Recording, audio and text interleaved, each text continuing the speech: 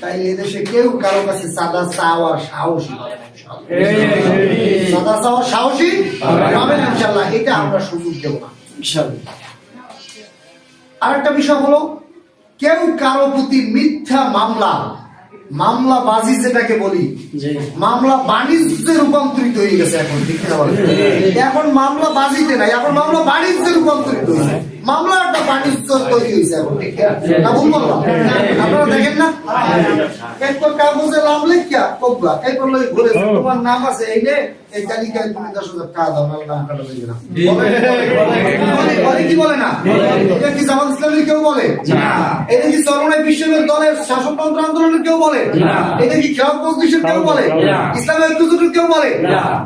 এটা যারা বলে এটা আমরা স্পষ্ট আছে আমাদের কাছে, ঠিক না বলে?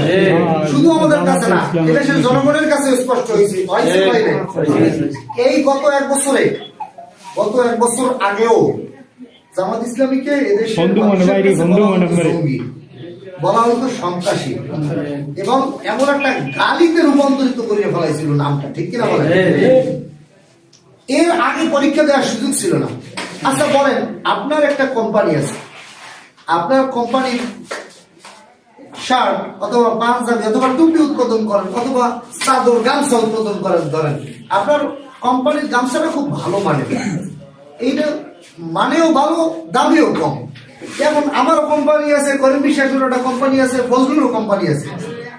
আমরা জোট করে চিন্তা করছি যে না, এই মিজানের যে কোম্পানি, এই কোম্পানির গামছা এই বাজারে চলতে দেওয়া যায়, এই কোম্পানিতে তালা দিতে হবে, কোম্পানি বন্ধ রাখতে হবে, আর না হয় আমাদের ব্যবসা হয়, ঠিক কিনা?